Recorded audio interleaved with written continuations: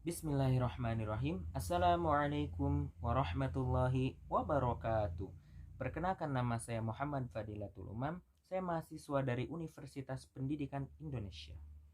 Dalam video kali ini, saya akan menjelaskan sedikit tentang perkembangan Islam di negara yang terletak di benua Eropa, yakni negara Swiss atau Switzerland.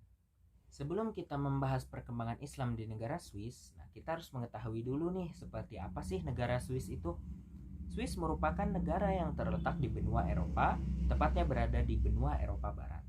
Swiss merupakan negara yang terkurung daratan dan tidak memiliki wilayah perairan, karena Swiss berbatasan dengan Italia di sebelah selatan, Perancis di sebelah barat, Jerman di sebelah utara, dan Austria di sebelah timur, sehingga Swiss itu negaranya terkurung dan tidak bisa memiliki wilayah perairan. Nah, sebagian besar wilayah Swiss merupakan pegunungan. Pegunungan yang paling terkenal di sana adalah Pegunungan Alpen. Ibu kota negara Swiss bernama kota Bern. Swiss merupakan negara republik federasi. Swiss terdiri dari 26 negara bagian yang disebut dengan kanton. Nah, Swiss ini terkenal juga sebagai negara yang netral. Kenapa? Karena Swiss tidak pernah mengikuti peperangan dengan negara manapun. Nah, sehingga Swiss seringkali dijadikan sebagai tuan rumah dalam organisasi-organisasi besar di dunia. Salah satunya yaitu Federasi Sepak Bola Dunia atau FIFA.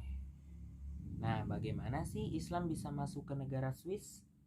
Nah, Islam masuk pertama kali ke negara Swiss itu dibawa oleh para pelaut Muslim Andalusia yang mereka sedang membangun negeri di wilayah Perancis Selatan. Kemudian mereka berhasil menaklukkan negeri-negeri di daerah tersebut sehingga mereka berhasil menuju ke utara dan sampailah mereka ke wilayah Estegalen Swiss. Nah, di sana mereka memindahkan armada mereka ke sana dengan tujuan untuk mengamankan Andalusia, yang kemudian mereka berhasil membangun menara-menara pengintai di sekitar pegunungan Alpen. Nah, dari sinilah di sana mulai membangun kota-kota kecil yang dimana penduduknya mayoritas beragama Islam.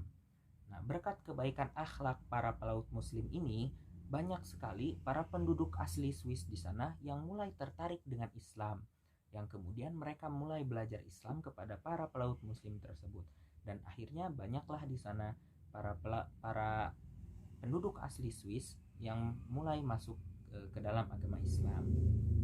Umat Islam di Swiss terus bertambah jumlahnya disebabkan masuknya para imigran Muslim dari negara lain. Kota Basel menjadi kota yang paling banyak umat Muslimnya di Swiss. Umat Muslim di Swiss kebanyakan imigran yang berasal dari Arab, Turki, Kosovo, dan juga Afrika. Tokoh Muslim penduduk asli Swiss yang termasuk golongan orang pertama dalam masuk Islam, yakni ialah seorang penyair yang bernama Swiss Fritz Hope Swan. Sebelumnya ia menganut agama di Prancis yang beraliran kependetaan. Nah, saking dia tertariknya dengan Islam, dia pun memutuskan untuk pindah ke Aljazair dan mengucapkan 2 kalimat syahadat di sana.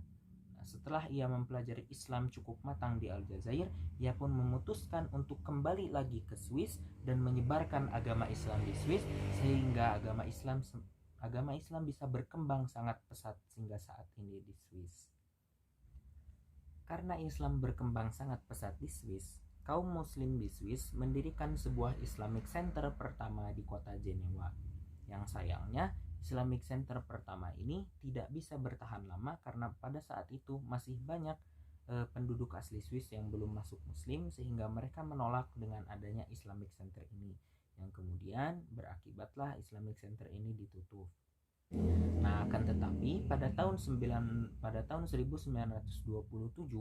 para kaum Muslim di Swiss berinisiatif lagi untuk mendirikan Islamic Center sekaligus membangun masjid pertama di Swiss. Nah, persatuan ini mulai mendirikan masjid dan mendaftarkan organisasi mereka secara resmi kepada pemerintah. Nah, kemudian pemerintah pun menyetujui adanya organisasi ini dan mereka pun mulai mendirikan masjid pertama mereka. Nah, 1 tahun kemudian pada tahun 1928, setelah diizinkan oleh pemerintah untuk membangun masjid, Raja Arab Saudi, Raja Faisal, berkunjung ke Swiss dan meletakkan batu pertama dalam pembangunan masjid tersebut, yang kemudian ketika masjid ini selesai dibangun diberikan nama King Faisal Center. Nah, saat ini sudah banyak organisasi-organisasi Islam modern yang tersebar di berbagai wilayah Swiss. Nah, salah satunya ada organisasi yang bernama Gemeinschaft Islamic Organization des Swiss atau disingkat GIOS yang didirikan di Zurich pada tahun 1987. Swiss memiliki bangunan-bangunan yang sangat indah dan juga megah. Tak kalah saing, umat Islam di Swiss pun mendirikan masjid-masjid yang sangat indah dan juga megah. Masjid pertama yang didirikan yakni Masjid King Faisal Center, yang dimana masjid ini cukup besar dan indah sehingga di dalamnya terdapat perpustakaan dan juga biasa dijadikan sebagai tempat belajar anak-anak Muslim di Swiss. Tak hanya Masjid King Faisal Center, di Swiss pun masih banyak berdiri masjid-masjid yang sangat indah dan juga megah. Nah, salah satunya ada masjid yang bernama Masjid Ahmadiyah yang didirikan di Zurich. Nah, masjid ini juga tidak kalah megah dan indahnya dengan Masjid King Faisal Center. Masjid ini juga cukup besar dan di dalamnya juga sering dijadikan sebagai tempat pusat pengajaran anak-anak Muslim di Swiss. Benua Eropa tetaplah benua Eropa, yang dimana pastilah masyarakat benua Eropa beragama Kristen. Nah, di Swiss pun seperti itu. Walaupun di Swiss Islam adalah agama terbesar kedua, tetap saja mayoritas masyarakat Kristen di sana tetap memperlakukan Islam sebagai agama yang berbahaya. Karena terkadang di dalam TV-TV internasional pun masih menayangkan berita-berita tentang anti-Islam. Sehingga umat Muslim di Swiss ketika akan beribadah pun tetap mendapatkan sedikit perlakuan diskriminasi dari umat Kristen di sana. Ketika akan membangun masjid pun, umat Islam di Swiss terkadang dipersulit oleh masyarakat di sana. Karena kenapa? Karena biasanya masjid dibangun dengan menara-menara yang sangat tinggi.